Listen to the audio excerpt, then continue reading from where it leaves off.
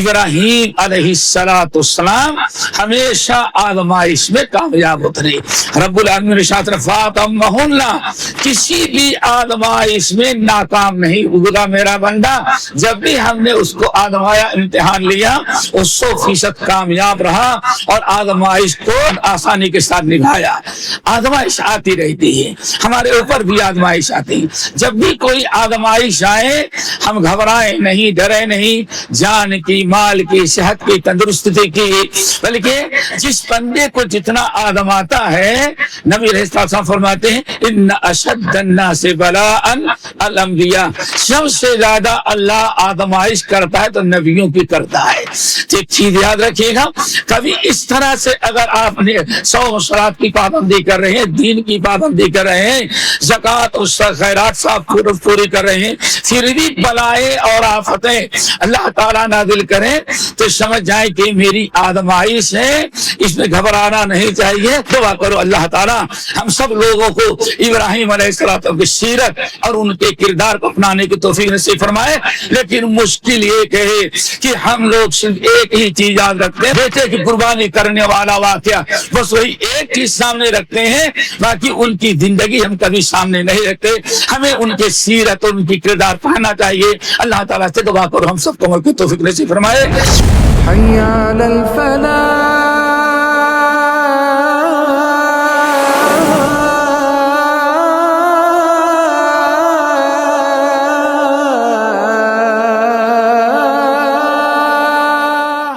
محترم حضرات, دینی بھائیوں, دوستوں, اسلامی ماں اور بہنوں, اللہ رب العالمین نے قرآن مجید میں جن نبیوں کا بہت ہی زیادہ تذکرہ کیا ہے, بہت زیادہ ان کا ذکر خیر ہے. ان میں حضرت ابراہیم علیہ السلام ہیں, حضرت موسیٰ علیہ السلام ہیں. یہ ہمارے اور آپ کے لیے عبرت و نصیحت کی خاطر یہ انبیاء کے تمام واقعات بیان کیے گئے ہیں. اور رب العالمین نے فرمایا بھی کہ یہ واقعات تمہارے لیے عبرت اور نصیحت ہیں اور ان سے تم عبرت اور نصیحت حاصل کرو. بلکہ اللہ رب العالمین سورہ طٰہٰ کے اندر ارشاد فرماتے ہیں اگر ان سے کسی انسان نے ان واقعات سے عبرت اور نصیحت حاصل نہ کیا تو آخرت میں بڑا نقصان اور خسارہ اٹھانے والا ہوگا. ذی الحجہ کا مہینہ تقریباً شروع ہونے والا ہے. ذی الحجہ کا مہینہ جو آتا ہے تو ہم سب لوگ ابراہیم خلیل اللہ علیہ السلام کا کچھ تذکرہ سنتے ہیں اور سب لے دے کر کے سارا معاملہ ان کی قربانی, بیٹے کی قربانی تک رہتا ہے محدود. بس اس کے علاوہ اور حضرت ابراہیم علیہ السلام کی سیرت, ان کی قربانیاں پر ہماری نگاہ نہیں رہتی اور ہم ان سے عبرت و نصیحت حاصل کرنے میں کوتاہی کرتے ہیں. آج ہم انشاءاللہ اختصاراً, چونکہ خطبے کے اندر بہت ساری باتیں نہیں کہی جا سکتی, اختصاراً چند باتیں ابراہیم علیہ السلام کے متعلق پیش کریں گے. اللہ تعالی ہم سب کو انہیں سننے, یاد رکھنے اور ان کے مطابق ان سے عبرت و نصیحت حاصل کرنے کی توفیق نصیب فرمائے. ابراہیم علیہ السلام ایک ایسے نبی اور پیغمبر گزرے ہوئے ہیں جن کو ابو الانبیاء کہا جاتا ہے. ابو الانبیاء کہا جاتا ہے. ان کی ساری زندگی ابتلا اور آزمائش میں تھی. آپ سورۃ البقرہ کے سے شروع کریں تو اللہ رب العالمین ان کا تذکرہ کرتے ہیں وَإِذِ ابْتَلَىٰ إِبْرَاهِيمَ رَبُّهُ بِكَلِمَاتٍ فَأَتَمَّهُنَّ قَالَ إِنِّي جَاعِلُكَ لِلنَّاسِ إِمَامًا قَالَ وَمِن ذُرِّيَّتِي قَالَ لَا يَنَالُ عَهْدُ الظَّالِمِينَ. میرے بھائیو, کتنی عجیب سی بات. اللہ رب العالمین نے فرمایا کہ وَإِذِ ابْتَلَىٰ إِبْرَاهِيمَ رَبُّهُ بِكَلِمَاتٍ. یاد کرو اور سوچو سمجھو, عبرت و نصیحت حاصل کرو کہ ابراہیم کے رب نے جب ابراہیم کو بہت ساری باتوں میں آزمایا. وَإِذِ ابْتَلَىٰ إِبْرَاهِيمَ رَبُّهُ بِكَلِمَاتٍ, بہت سارے کلمات, بہت ساری چیزوں میں اللہ نے ابراہیم علیہ السلام کو آزمایا. لیکن اللہ کے بندے نبی ابراہیم فَأَتَمَّهُنَّ, جس چیز میں بھی اللہ نے آزمایا, امتحان لیا, کامیاب گزرے, کسی میں فیل نہیں ہوئے.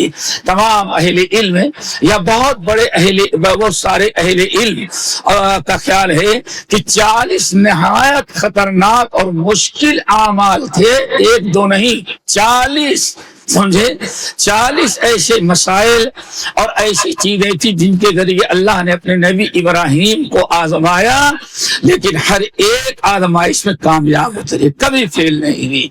وہ 40 مسائل تھے، تمام اہل علم نے ذکر کیا اور بہت سارے لوگوں نے اس کو جمع کرنے کی کوشش کی ہے۔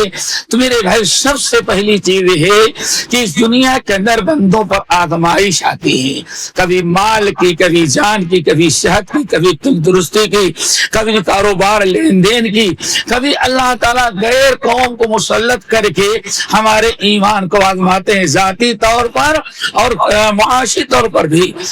ایمان کا تقاضا یہ ہے کہ ہم لوگ آزمائش میں کامیاب اتریں۔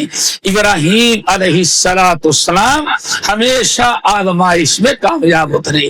رب العالمین نے ارشاد فرمایا کسی بھی آزمائش میں ناکام نہیں ہوگا میرا بندہ۔ جب بھی ہم نے اس کو آزمایا، امتحان لیا، وہ 100% کامیاب رہا اور آزمائش کو آسانی کے ساتھ نبھایا۔ آزمائش آتی رہتی ہے، ہمارے اوپر بھی آزمائش آتی ہے۔ جب بھی کوئی آزمائش آئے ہم گھبرائیں نہیں، ڈرے نہیں، جان کی، مال کی، صحت کی، تندرستی کی، بلکہ جس بندے کو جتنا آزماتا ہے، نبی علیہ السلام فرماتے ہیں ان اشد الناس بلاء الانبیاء، سب سے زیادہ اللہ آزمائش کرتا ہے تو نبیوں کی کرتا ہے۔ تو ایک چیز یاد رکھیے گا، کبھی اس طرح سے اگر آپ نے 100 صلات کی پابندی کر رہے ہیں، دین کی پابندی کر رہے ہیں، زکوٰۃ اور خیرات صاحب پوری کر رہے ہیں، پھر بھی بلائیں اور آفتیں اللہ تعالیٰ نازل کریں تو سمجھ جائیں کہ میری آزمائش ہے، اس میں گھبرانا نہیں چاہیے۔ سرخ رو ہوتا ہے انسان ٹھوکرے کھانے کے بعد، رنگ لاتی ہے نا پتھر پہ گر جانے کے بعد، سرخ رو ہوتا ہے انسان ٹھوکرے کھانے کے بعد۔ یہ آزمائش میں کامیاب اترے۔ پیارے نبی صلی اللہ علیہ وسلم نے ارشاد فرمایا یبتلی الرجل علی حسب دینہ، آدمی کو اللہ آزماتا ہے اس کے دین کے حساب سے۔ اگر دین میں ذرا ہلکا ہے چھوٹی آزمائش، اور دین میں اگر بہت پکا ہے تو جتنا دین میں پکا ہوگا اتنا ہی اللہ تعالیٰ اس کو آزمائے گا۔ تو اللہ کا رسول فرمایا سب سے زیادہ آزمائش ہماری ہوتی ہے تو آزمائش میں کامیاب ہو۔ نبی علیہ السلام کا فرمان کتنی پیاری چیز، بندہ کبھی آزمائش میں گھبرا جاتا ہے اور ابراہیم علیہ السلام کی سنت کو عمل نہیں کرتا تو بڑے نقصان میں، اگر صبر کر جائیں تو آپ فرماتے ہیں اے لوگو، انسان کو اللہ تعالیٰ دیندار کو آزماتا ہے، بیماری مبتلا کرتا ہے، پریشانی میں، تاکہ وہ صبر کرے، یہاں تک کہ جب روح قبض ہو جاتی ہے تو اس کے نام اعمال میں کوئی ایک گناہ بھی باقی نہیں رہ جاتا۔ آزمائش کی وجہ سے سارے گناہوں کو اللہ تعالیٰ نے معاف کر دیا ہے۔ نمبر 2 میرے بھائیو، اللہ رب العالمین ابراہیم علیہ السلام کے متعلق آپ ذرا سوچیں، اتنی بڑی آزمائش، اتنی بڑا ابھی ہم سب کے سب لوگ قربانی کرتے ہیں، یہ بڑی عبرت و نصیحت کی داستان ہے۔ ابراہیم علیہ السلام سوئے اور رات کو اٹھتے ہیں اور اپنے لخت جگر اسماعیل کو بلاتے ہیں۔ اسماعیل آئے سامنے، بیٹے یا بنی انی ارا فی المنام انی اذبحک، میرے پیارے بیٹے اسماعیل، میں نے خواب میں دیکھا ہے کہ میں تجھ کو ذبح کر رہا ہوں، بتا فانظر ماذا تری، تیرا کیا خیال ہے تو بتا۔ اللہ اکبر، یہ ہے وفاداری اور اللہ رب العالمین کی آزمائش۔ ہم نے کتنا ان سے عبرت و نصیحت حاصل کی میرے بھائیو، ذرا غور کریں۔ اکلوتا بیٹا ہو، لاڈلا پیارا ہو، فلما بلغ معه السعی، اور باپ کے ساتھ چلنے پھرنے کے لائق، ان کے کام میں، ان کی ضروریات میں ہاتھ بٹانے کے لائق ہو گیا، اچانک اللہ نے فرمایا ابراہیم اپنے اس بیٹے کو ذبح کر دو۔ خواب دیکھا اور صبح اٹھ کر کے آ گئے، بیٹے اسماعیل، اللہ نے مجھے تو حکم دے دیا ہے، اللہ اکبر، ہمیں یہ حکم دے دیا کہ میں تجھے ذبح کروں، لیکن فانظر ماذا تری، بیٹے تیرا کیا خیال ہے، ذبح ہونے کے لیے تیار ہے کہ ذبح ہونے کے لیے تیار نہیں ہے؟ اللہ اکبر، دونوں کی آزمائش۔ بیٹے نے کیا جواب دیا؟ یا ابت افعل ما تؤمر، اے والد جو حکم ہو رہا کر گزریں، اللہ کے حکم میں رائے و مشورہ لینے کی ضرورت نہیں ہے۔ اللہ اکبر۔ فانظر ماذا تری یا ابت افعل ما تؤمر ستجدنی ان شاء اللہ من الصابرین۔ والد صاحب اللہ نے حکم دیا تو جتنی جلدی ہو اللہ تعالیٰ حکم پورا کریں اور مجھے ذبح کر دیں، انشاءاللہ مجھ کو صبر کرنے والا پائیں گے۔ اللہ اکبر۔ دین کی راہ میں ایک نوجوان بچہ اس قدر صبر کرتا ہے، ستجدنی انشاءاللہ من الصابرین۔ والد صاحب آپ فوراً ذبح کریں، اللہ کے حکم میں مشورہ نہ لے، میرا اللہ کا حکم ہے تو آپ ذبح کریں، ہمیں صبر کرنے والا پائیں گے۔ آج صبر کا وقت بڑی ضرورت ہے۔ آج باپ نے ذرا ڈانٹ دیا، ماں نے ذرا ڈانٹ دیا تو بچہ صبر کرنے کے لیے تیار نہیں۔ وہ بھی اگر شادی کہیں ہو گئی ہے تو ہو سکتا ہے بہو پر ساس سے کچھ غصہ کر دیا، ماں باپ نے کر دیا تو شاید جا کے سسرال میں رہے گا، لیکن اپنے ماں باپ کے ساتھ بیٹا صبر کر کے برداشت کر کے رہنے کے لیے تیار نہیں ہے۔ اللہ اکبر۔ یہ ذرا ستجدنی انشاءاللہ من الصابرین۔ اللہ اکبر۔ لیکن نتیجہ کیا نکلا میرے بھائیوں؟ آپ ذرا سوچیں۔ فلما اسلما، جب دونوں تیار ہو گئی، ماں باپ بھی تیار، باپ ذبح کرنے کے لیے اور بیٹا ذبح ہونے کے لیے جب تیار ہو گئے تو باپ نے پیشانی کے بل لٹایا۔ ذبح کرنے کے لیے سر اوپر ہونا چاہیے، یہاں سے گلا کاٹا جاتا ہے۔ تو اتنا سمجھدار بیٹا اللہ ابراہیم نے وَتَلَّهُ دِلْجَبِينَ، پیشانی کے بل لٹایا کہ کہیں ایسا نہ ہو چھری چلے اور بچے کی محبت گالی گا جائے تو رب کی آپ کی فرما برداری میں کوتاہی ہو جائے۔ وَتَلَّهُ دِلْجَبِينَ، پیشانی کے بل لٹایا کہ گردن کرتے ہوئے مجھے نظر نہ آئے۔ فوراً جب تیار ہوئے چھری چلنے کی باری آئی، وَفَدَيْنَاهُ بِذِبْحٍ عَظِيمٍ۔ اللہ تعالیٰ آزماتا ہے اور آزمائش سے بندہ کامیاب اترا تو اس کے ترقی کے عروج کے دروازے کھول دیے جاتے ہیں۔ وَفَدَيْنَاهُ بِذِبْحٍ عَظِيمٍ۔ ابراہیم خلیل اللہ، اللہ نے فرمایا ابراہیم تمہارے باپ تمہارے تمہاری بیٹے کا امتحان تھا، آزمائش تھی اور دونوں کامیاب اترے۔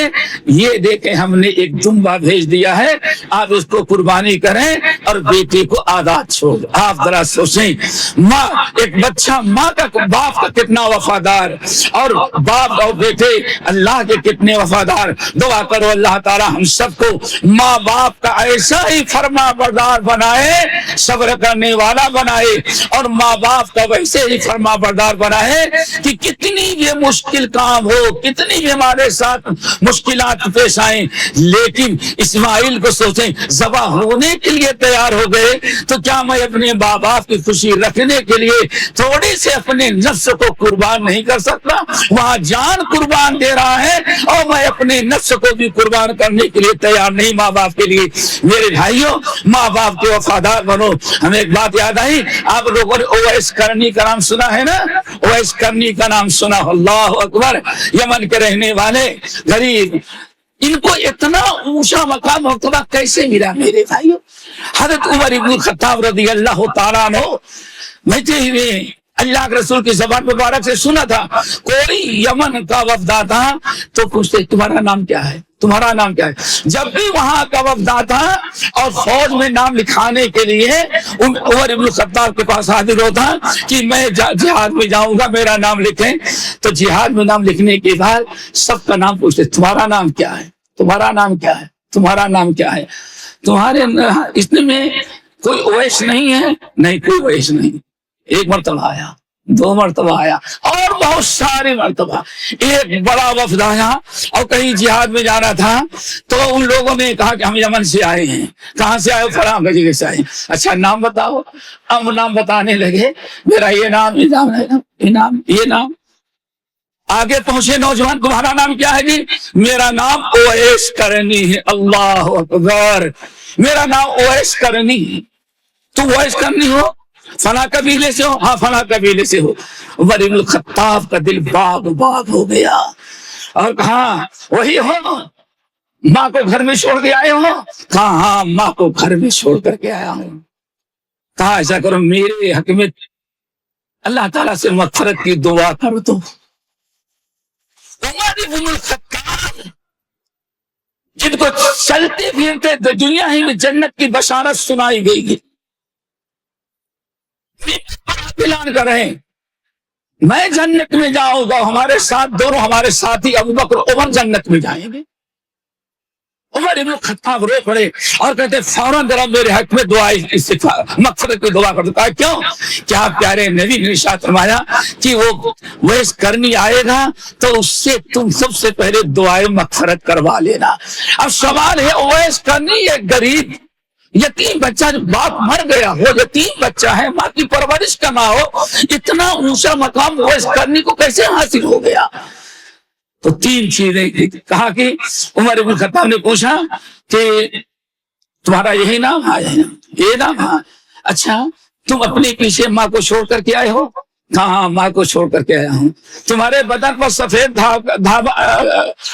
دھبا ہے اور تم پہلے اللہ تعالیٰ نے تم کو برس کی بیماری ابتلا کیا تھا؟ ہاں کیا تھا، لیکن دعا کی اللہ نے ساری بیماری دور کر دی، لیکن علامت کے طور پر ایک دھبا ابھی سفیدی باقی رہ گئی ہے۔ اچھا اپنے گھر میں بوڑھی ماں کو چھوڑ کر کے آیا ہے؟ کہاں چھوڑ کر کے آیا؟ کہا جلدی کر دو۔ کیوں؟ میرے نبی علیہ السلام نے ارشاد فرمایا تھا کہ وہ نوجوان ایسا ہے اس کے اندر یہ نشانیاں ہیں، اور سب سے بڑی خوبی وہ ابر الناس بامہ، اس وقت آسمان کے نیچے اور زمین پر اپنی ماں کا وفادار اس بچے سے زیادہ کوئی نہیں ہے۔ میرے بھائیو ابراہیم علیہ السلام باپ کے وفادار تھے۔ باپ نے کہا وہجرنی ملیا، گھر سے چلا جا۔ باپ سے جا کے کیس نہیں کیا، نہیں میں اپنا حق لوں گا، میں کچھ نہیں۔ آپ کی خوشی ہے کہ میں گھر چھوڑ کے چلا جاؤں؟ ہاں وہ نکل جاتے تو وہاں بھی ہو گیا آج کے اسلام میں بے جان مسلمان نکل یہاں سے۔ ابراہیم خیر اللہ نکل گئے، جاتے گئے سلام علیکم، اللہ تعالیٰ خوش رکھے۔ آپ اب کو گھر سے نکال رہے ہیں، لیکن میں یہاں سے جانے کے بعد بھی مرتے دم تک آپ کے حق میں دعا کرتا رہوں گا۔ ایک اچھے باپ کا کردار ہوتا ہے۔ حضرت کوشش کرنے کا یہ مقام تھا۔ اور ایک بات اور بتائیں، اب لوگوں نے حضرت ابو ہریرہ رضی اللہ تعالیٰ عنہ کا نام سنا ہوگا۔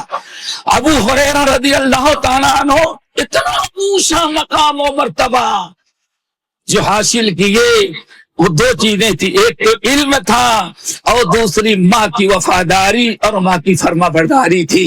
حدیث کے اندر آتا ہے نبی علیہ السلام حضرت ابو ہریرہ خود بیان فرماتے ہیں، ایک دن ایسا ہوا ایک مرتبہ کہ 3 دن گزر گئے تھے، ہم لوگوں کو کھانے کے لیے کچھ نہیں ملا تھا۔ تقریباً 70 طالب علم ہم تھے، تقریباً 70 آدمی تھے جن کا کوئی ٹھکانہ نہیں تھا، صرف مسجد نبوی میں رہتے تھے جن کو اصحاب صفہ کہا جاتا ہے، اور وہاں رہ کر کے صرف دین سیکھتے رہتے تھے۔ اگر کوئی باہر سے کھانا آ گیا تو کھا رہے تھے۔ کہ 3 دن گزر گیا، ہم لوگوں کوئی چیز کھانا نہیں نصیب ہوا، پانی پی کر کے زندگی گزارتے تھے۔ 3 دن جب ختم ہوا تو دیکھا کہ چوتھے دن نبی علیہ السلام کے پاس کسی نے باسکٹ میں کھجور بھیجا ہے۔ دوستو یہ سنت ابراہیم ہم کو چاہیے، اسماعیل کی وفاداری سے ہم ماں باپ کی وفاداری سمجھیں، کتنا اونچا مقام۔ تعجب کریں گے میرے بھائیو، کہتے باسکٹ میں کھجور تھا، نبی علیہ السلام کے پاس کسی نے گفٹ بھیجا تو آپ خود نہیں کھائے، گھر والوں کو نہیں دیا، فوراً لیے اور اپنا، چونکہ آپ کا ایک دروازہ جو کھلتا تھا وہ مسجد نبوی میں کھلتا تھا، حضرت عائشہ رضی اللہ تعالیٰ عنہ کے طرف کا، نبی علیہ السلام لے کر کے آئے، اشارہ کیا، سارے اصحاب ٹوٹ پڑے، چاروں طرف سے ٹوٹ پڑے۔ کیوں؟ ہمیں کچھ ایسے تھے کہ 3 دن کھانا نہ ملنے کے قبر سیدھی نہیں ہو رہی تھی، چاروں طرف سے ٹوٹ پڑے۔ میں بھی آیا، نبی علیہ السلام 3-4 دن کے بھوکوں کو 2 کھجور دیتے تھے۔ کتنا؟ اتنا ہی انتظام ہے، دو کھجور دیتے اور بھوکے لوگ فوراً کھا لیتے تھے بلا توقع، اور دوڑ کے پانی پیتے تاکہ زندہ رہیں۔ کہتے اللہ کا رسول میری باری ہے، تو اللہ کا رسول نے ہم کو بھی بڑھا کے 2 دیا، باسکے سے نکالا اور 2 کھجور ہم کو دے دیا۔ اماں کا وقع،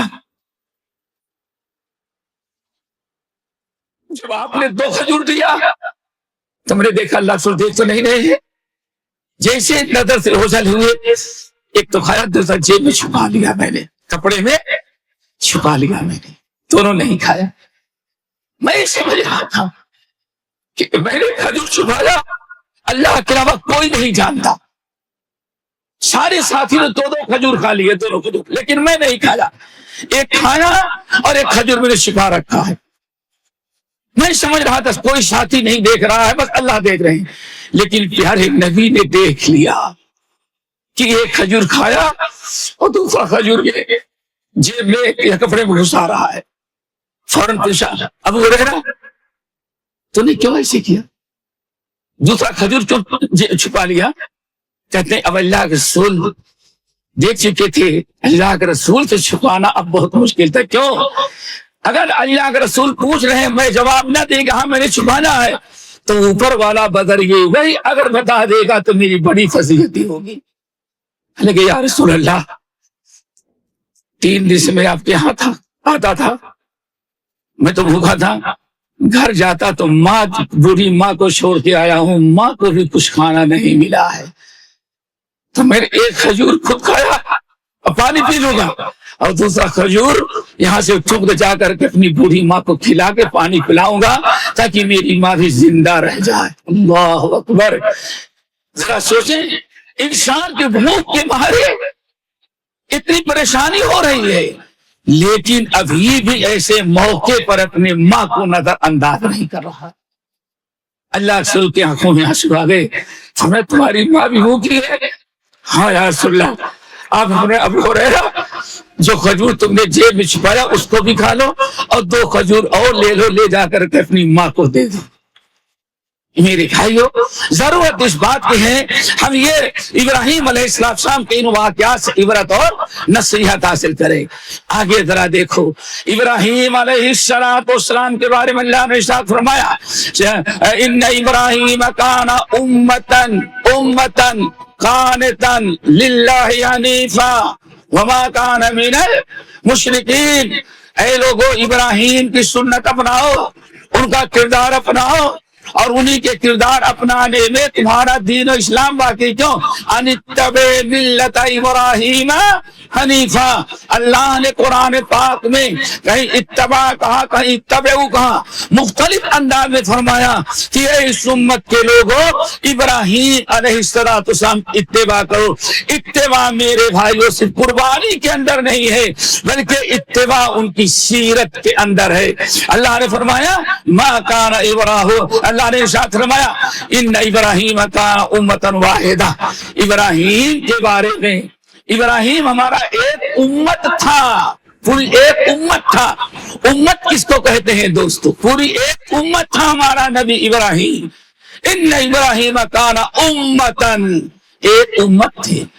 امت کہتے ہیں حضرت عبداللہ بن عمر بن الخطاب، حضرت عبداللہ بن مسعود، ان تمام صحابہ کرام نے فرمایا امت شریعت اسلامیہ کے اندر جو اللہ نے ابراہیم کو امت قرار دیا، ایک مسلمان کو اللہ تعالیٰ اگر امت کہتا ہے تو امت کے معنی ہوتا ہے دین کی پر قائم رہنا اور دین کی دعوت دینے والا بننا۔ یعنی حضرت معاذ کے بارے میں کہا جاتا تھا حضرت عمر بن الخطاب، عبداللہ بن عمر، حضرت عبداللہ بن مسعود، ان کے تمام لوگ کہتے ہیں ہمارا بھائی معاذ جو ہے یہ پوری ایک امت ہے۔ پوچھا گیا امت کس کو کہتے ہیں؟ کہتے کہتے امت اس کو کہتے ہیں جو نیکی کا حکم دیتا ہو اور برائیوں سے رہتا ہو، یعلم الناس الخیر، اور لوگوں کو خیر کی دعوت دیتا ہو، اس کو کہا جاتا ہے قانت۔ ہم آپ سے پوچھتے ہیں کیا آج ہم میں سے کوئی انسان اس چیز کی فکر رکھتا ہے؟ ان ابراہیم کان امتن، ابراہیم ایک امت تھے۔ کیا مطلب؟ ہمیشہ دین کے داعی تھے، حق کی دعوت دیتے رہے، حق پر عمل کرتے رہے، لوگوں کو اصلاح کی فکر کرتے رہے، امتن قانتن، اللہ تعالیٰ کے عبادت گزار تھے۔ آگے فرمایا اللہ نے شاکرا لانعمہ، اور ابراہیم ہمارے بڑے شکر گزار بندے تھے۔ دعا کرو اللہ تعالیٰ ہم سب لوگوں کو ابراہیم علیہ السلام کی سیرت اور ان کے کردار کو اپنانے کی توفیق نصیب فرمائے۔ لیکن مشکل یہ ہے کہ ہم لوگ صرف ایک ہی چیز یاد رکھتے ہیں، ان کی بیٹے کی قربانی کرنے والا واقعہ، بس وہی ایک چیز سامنے رکھتے ہیں، باقی ان کی زندگی ہم کبھی سامنے نہیں رکھتے۔ ہمیں ان کے سیرت اور ان کی کردار پڑھنا چاہیے۔ اللہ تعالیٰ سے دعا کرو ہم سب کو عمل کی توفیق نصیب فرمائے۔ اقول قولی ھذا واستغفر اللہ من کل ذنب واتوب الیہ۔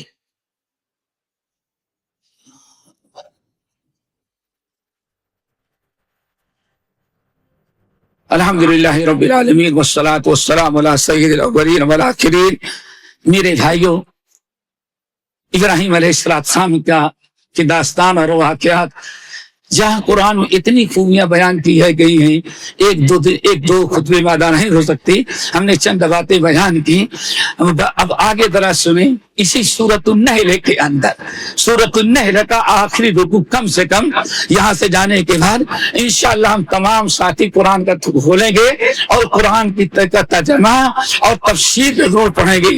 ان ابراہیم کان امتن قانتن، اس کو پڑھیں گے۔ یہ سب کچھ بیان کرنے کے بعد اب ذرا ابراہیم کا مقام ذرا دیکھو، ابراہیم کی سیرت اور ان کے کردار، ان کے گفتار سے واقفیت ہمارے لیے اس لیے ضروری ہے کہ اللہ رب العالمین نے ابراہیم علیہ السلام کے بہت ساری خوبیاں بیان کرنے کے بعد ہمیں ثم اوحینا الیک ان اتبع ملت ابراہیم حنیفا۔ اے نبی، ہمارے نبی ابراہیم جو کچھ گفتار کردار جو انہوں نے دنیا میں اپنایا تھا، ایک اعمال جو کیا تھا، اللہ تعالیٰ کے شکر گزاری، اللہ رب العالمین کے اطاعت و فرما برداری، وفاداری جو انہوں نے کی تھی، وہ تو چلے گئے۔ ثم اوحینا الیک، اے محمد صلی اللہ علیہ وسلم، ہم نے آپ کے طرف وہی بھیجی ہے، ان اتبع ملت ابراہیم حنیفہ۔ سارے نبیوں کے سردار آپ کو حکم دے رہے ہیں کہ ابراہیم کی اتباع کریں۔ صرف ایک جملے پر غور کریں کہ ابراہیم علیہ السلام کے حالات، ان کے گفتار کردار، ان کی سیرت کا جاننا ہم لوگوں کے لیے کتنا ضروری ہے، اور ان کے کردار کو اپنانا، ان کو اپنا اسوہ اور آئیڈیل بنانا اس لیے ضروری ہے کہ محمد صلی اللہ علیہ وسلم سارے نبیوں کے سردار ہیں۔ جب بھی اللہ تعالیٰ حکم کیا دے رہا ہے، ثم اوحینا الیک ان اتبع ملت ابراہیم حنیفہ، پھر آپ کو حکم دے رہے ہیں، آپ کو ہم باخبر کر رہے ہیں کہ آپ ملت ابراہیمی کی اتباع کریں اور سنت ابراہیمی کے پابند ہو جائیں۔ اسی لیے میرے بھائیوں، ابراہیم علیہ السلام دیکھتے ہیں ایک ہی نبی ہے ابراہیم علیہ السلام۔ ذرا سوچیں کہ جب بھی ہم نماز پڑھتے ہیں درود میں کسی نبی کا نام نہیں آتا، آتا ہے تو محمد صلی اللہ علیہ وسلم کے ساتھ ابراہیم خلیل اللہ کا نام آتا ہے۔ اللہم صلی علی محمد وعلی آل محمد، ایسا نہیں کما صلیت علی ابراہیم۔ پیارے نبی دعا کر رہے ہیں، آپ کو حکم مل رہا ہو رہا ہے، اے نبی آپ ضرور درود پڑھا کریں، اللہم صلی علی محمد وعلی آل محمد کما صلیت علی ابراہیم وعلی آل ابراہیم۔ کیا ترجمہ ہوتا ہے؟ اے اللہ، اللہم صلی علی محمد، اے اللہ محمد صلی اللہ علیہ وسلم پر رحمت نازل فرما، رحمت نازل فرما، وعلی آل محمد، اور آل محمد پر اپنی رحمتیں اور برکتیں نازل فرما۔ آل محمد نمبر آگے کیسی اپنی رحمتیں آپ پر اور آپ کے اہل ویال پر ہو. کما صلیت علی ابراہیم، جیسے ہم سے پہلے ابراہیم علیہ السلام اور ان کے گھر والوں پر رحمتیں اللہ نازل کرتے رہے. اتنی بڑی چیز ہمارے لیے عبرت کی اور کیا ہو سکتی ہے کہ ایک ہی نبی کا نام لیتے ہیں. کیوں؟ جو کردار قرآن مجید میں بڑی حفاظت کے ساتھ ابراہیم علیہ السلام کا رکھا ہے، اور پھر جو موسیٰ علیہ السلام آئے، عیسیٰ علیہ السلام آئے، حضرت سلیمان آئے، حضرت داؤد آئے، یونس آئے، جتنے آئے تھے یہ سب کے سب کو حکم دیا گیا تھا کہ ابراہیم علیہ السلام کی اتباع ہونی چاہیے. سب انہی کے نسل سے تھے. کتنی بڑی برکت. اللہم صلی علی محمد وعلی آل محمد کما صلیت علی ابراہیم وعلی آل ابراہیم. اللہ آل ابراہیم پر، آل ابراہیم میں انبیاء گزرے ہیں، پیغمبر گزرے ہیں، کیسے نامور نبی دنیا میں گزرے ہوئے ہیں. یہ سب کی ابراہیم علیہ السلام کی برکتوں میں سے تھے. تو اللہ کے رسول فرماتے تھے جیسے ابراہیم اور آل ابراہیم پر رحمتیں نازل کی تھی، ایسے اللہ ہمیں اور ہمارے اہل و عیال پر نازل فرما. یہیں سے پتا چل گیا دنیا میں سب سے زیادہ آل رسول سے محبت کرنے والا سنی مسلمان ہوتا ہے. سنی کتاب و سنت پر چلنے والے، اور وہ صرف محرم میں اللہ آل رسول کا نام لیتا ہے. ظالم سمجھ گئے نا؟ وہ بھی آل رسول جو اس کے مرضی کے مطابق ہوں، اور جو مرضی کے مطابق نہ ہو ان پر بھی لعنت بھیجتا ہو محرم کے اندر. میرے بھائیو، سب سے زیادہ کائنات میں اگر محمد صلی اللہ علیہ وسلم اور آل رسول کی عزت اور احترام کرتا ہے تو اہل سنہ والجماع کیا کرتے ہیں، اہل الحدیث کرتے ہیں. دنیا میں جو اپنے آپ کو آل رسول کہتے ہیں وہ کیسا آل رسول ہوگا؟ سب سے بڑا آل انسان کی بیوی ہوتی ہے، اور وہ لوگ سب سے زیادہ آل رسول کا نام لے کر کے چند کو مانتے ہیں، باقی سب پر لعنت و تبرہ کیا کرتے ہیں. آگے کما بارک تعالی دوسرا درود، اللہم بارک علی محمد وعلی آل محمد کما بارکت علی ابراہیم وعلی آل ابراہیم. پہلے رحمت کی دعا ہے اور دوسرے میں برکت کی دعا. اللہ برکت دے. قرآن پاک میں بارکنا، ہم نے ابراہیم اور ان کے اہل پر برکتوں کا دروازہ کھولا. کیا خبر آپ دعا مانگیں تو نبی علیہ السلام کے بعد کوئی نبی و پیغمبر تو نہیں ہوتا، لیکن العلماء ورثۃ الانبیاء ممکن ہے. دعا مانگے تو اللہ تعالیٰ آپ پر برکتوں کو دروازہ ایسے کھول دے کہ آپ کے اولاد میں علماء پیدا ہو، فات پیدا ہو، مفتی پیدا ہو. کما بارکت علی ابراہیم وعلی آل ابراہیم انک حمید مجید. تو یہ بہت بڑی ایک داستان ہے حضرت ابراہیم علیہ السلام کی سیرت، ان کے گفتار، ان کے کردار کو سمجھنا.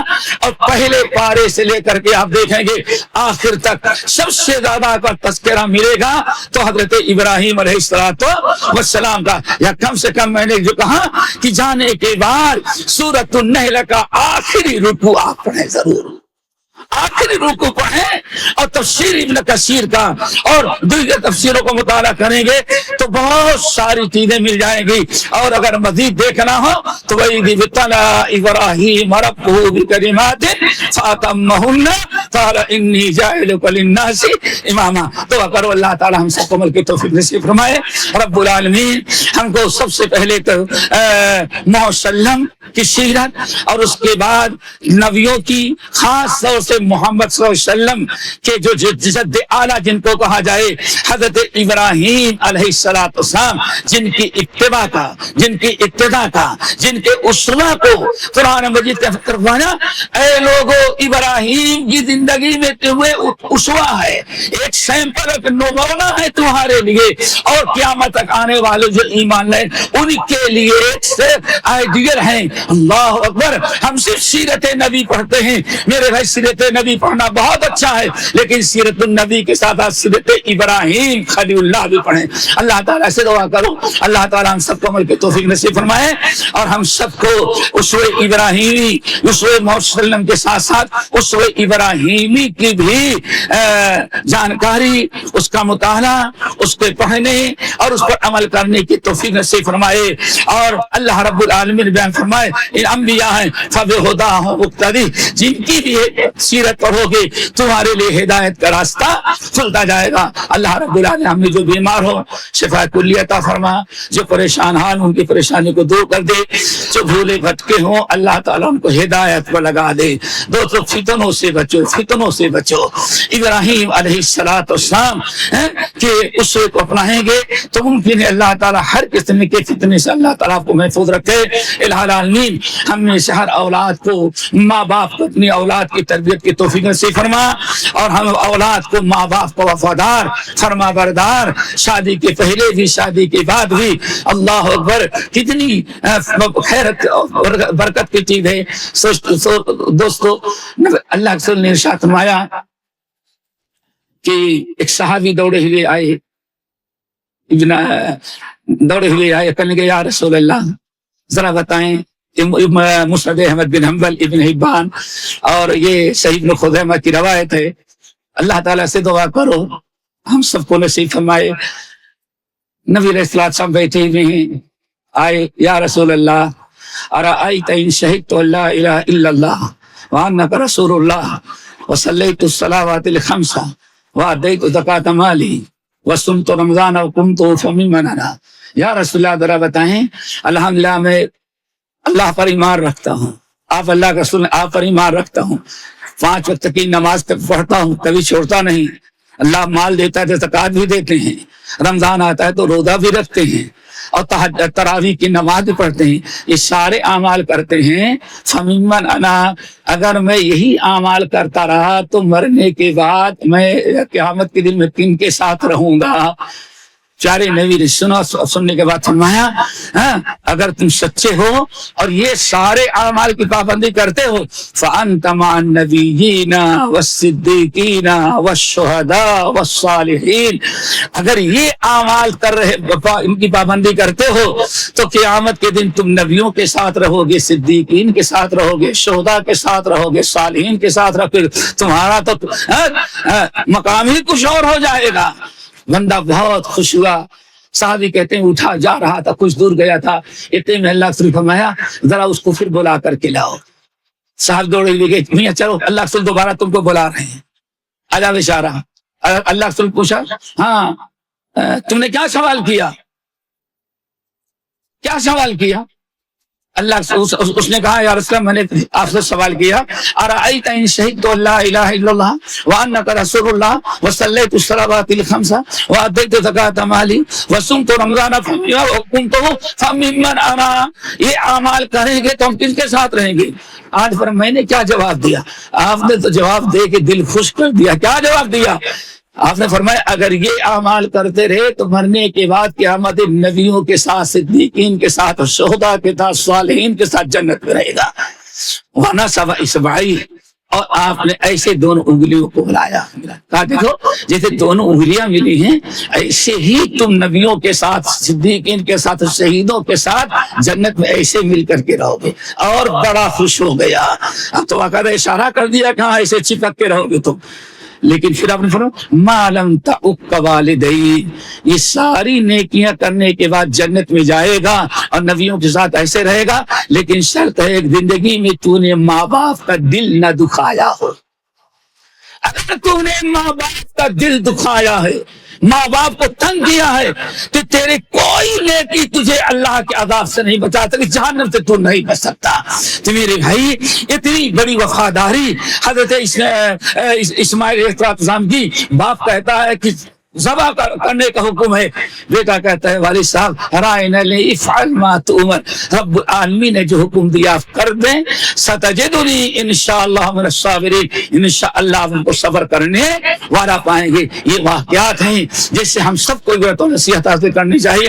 اللہ تعالی ہم سب کو توفیق نصیب فرمائے اور ہمارے حسنات کو قبول فرمائے، برائیوں سے تجاوز کرے اور سب کو اللہ تعالی مرتے دم تک دین پر ہدایت سے صراط مستقیم پر اور ہدایت پر قائم باقی رکھے. اللہم اغفر للمؤمنین والمؤمنات والمسلمین والمسلمات عباد اللہ رحمکم اللہ ان اللہ یأمر بالعدل والإحسان وإیتاء ذی القربى وینہی عن الفحشاء والمنکر والبغی یعظکم لعلکم تذکرون واذکروا اللہ یذکرکم وادعوہ یستجب لکم ولذکر اللہ تعالی اکبر. حي على الفلاح.